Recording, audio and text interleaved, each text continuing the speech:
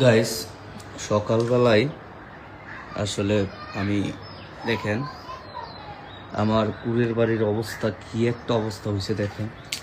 এই যে পানি দেখেন, মনে হইতেছে এখানে মাছ মাছ ধরান যাব। আঠো পর্যন্ত পানি ওরা এরিয়ার ভিতরে। কুড়ের বাড়ির অবস্থা, গাছ টাছগুলা দেখেন একেবারে নান্দি বিনাশ হয়ে আছে। কালকে বিশাল ঝড় হয়েছিল, রাতে আর আসা হয় না, অনেক রাতের বেলা ঝড় হয়েছিল।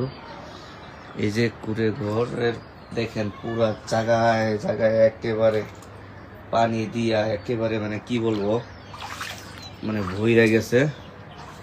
তো এই হচ্ছে অবস্থা, কালকের ঝড়ে এই অবস্থা হয়েছে। এটা আসলে মাটি দিয়ে ভরে গেছে, এটার জন্য আর পানি যায় নাই।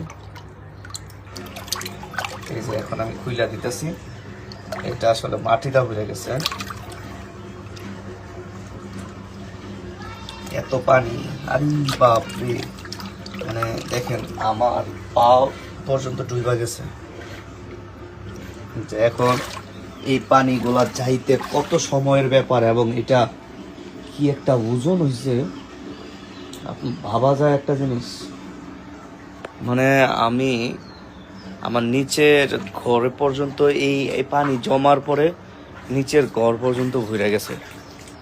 মানে কি বলবো, এই যে এই দিক দেখিয়া এই এটা মূলত অনেকে কিন্তু জানেন যে এটা হয়তো বা গ্রামের বাড়ি, এটা নিচে। আসলে এটা কিন্তু নিচে না, এটা হচ্ছে আমার 3 তলার উপরে, মানে এটাই 3 তলা। নিচে হচ্ছে আমার আরো মানে 2 তলা আছে।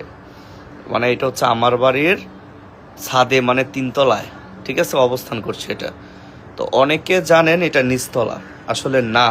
অনেকে ভাবে যে এটা হয়তো নিচের মধ্যে করা, ঠিক আছে, আসলে না। এটা হচ্ছে আমার বাড়ির ছাদের, মানে 3 তলা, এটাই 3 তলা, ঠিক আছে।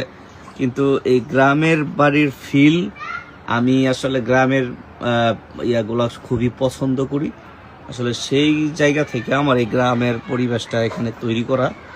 এটার মধ্যে আরো কাজ অনেক বাকি আছে। তো আসলে যাদেরকে দিয়ে কাজ করাইছি, মানে যাদেরকে দিয়ে কাজ করাইছি, তারা আসলে আমার এই কাজটা মনের মতো করে নাই। আপনার কারে বিশ্বাস করবেন?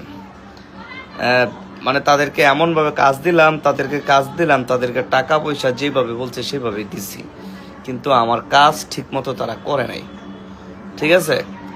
কারণ এমনভাবে তারা তৈরি করছে, তারা নিজেরা কাজ করে, তারা তো জানে যে পানিটা কিভাবে যাবে, মানে প্রত্যেকটা কাজ আসলে তারা মন দিয়ে করে নাই। আমি